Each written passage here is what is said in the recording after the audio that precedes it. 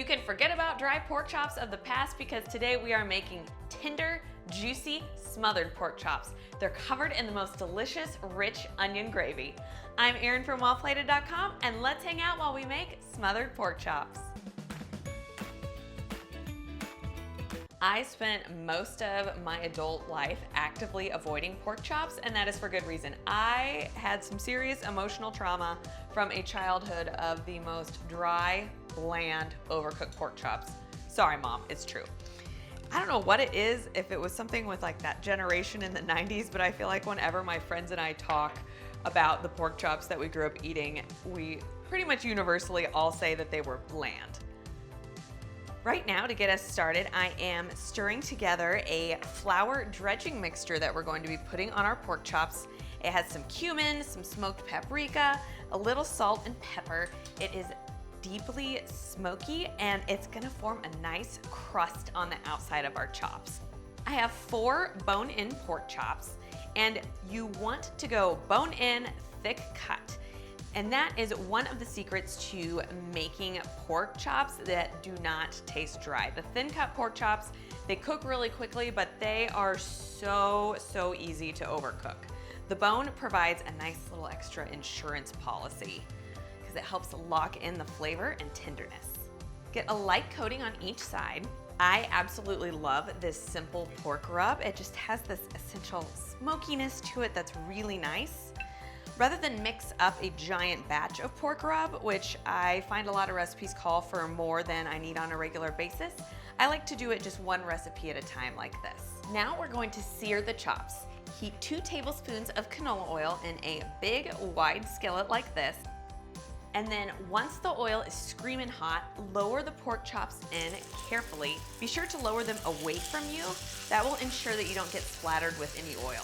Searing the pork on the outside like this is a great way to build foundational flavor. We're gonna use all those yummy brown bits to make our gravy. Just fit everybody in. Cook on each side for about 3 minutes until the pork is nice and golden.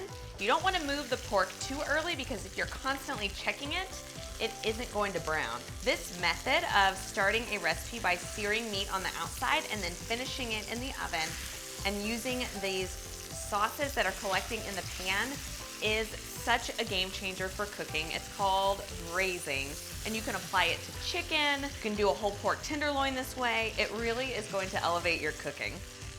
Okay, we are looking nice and golden on the other side, so I'm gonna remove these guys to a plate.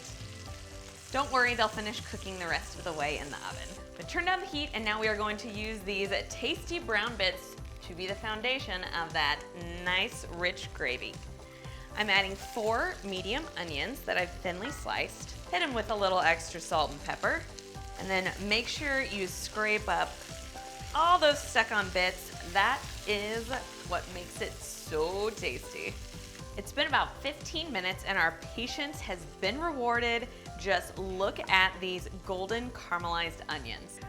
I'm sprinkling 3 tablespoons of our same flour dredging mixture on top of the onions, and this is going to help the gravy thicken. You want to continue to cook and stir for about 2 full minutes. This will make sure we don't have any weird raw flour taste in our gravy. Now an ingredient that I will add to a recipe pretty much anytime I get a chance, and that is because it has a way of making everything more complex and delicious, and that is Dijon mustard. Doesn't taste mustardy, just gives it a nice little backbone and zip. Now we add some chicken stock. If you are the kind of person that makes your own chicken stock, you are my hero. I want to be you one day. I just purchased store-bought for ease. I'm adding 1.5 cups, give or take, to the pan right now, and that is going to be a nice cooking liquid for our pork chops to keep them juicy, and it is going to become a part of the gravy too. Bring this mixture to a simmer, and then we're going to let it cook until it's just a little bit thickened and starts to look more cohesive. Well, that looks perfect. Time to nestle our pork into the sauce, and then I'm going to bake it in a 350-degree oven. It is so important to check your pork early. Pork will take about 30 to 40 minutes, so I'm gonna check it right at the 30 mark on the dot just to be safe. because as we have discussed, nobody likes overcooked pork chops. Now I'm gonna cover the pot and pop it into the oven. Bake the pork at 350 degrees for 30 to 40 minutes. Our pork is finished cooking. Per the FDA, pork is done at 145 degrees, but I'm a little bit of a renegade. I remove it at 135, and that is because the pork is going to continue cooking as it rests while we make the gravy, and that resting time is more than enough to bring it to a safe temperature. I have tried going past 135 degrees and it ends up dry every single time.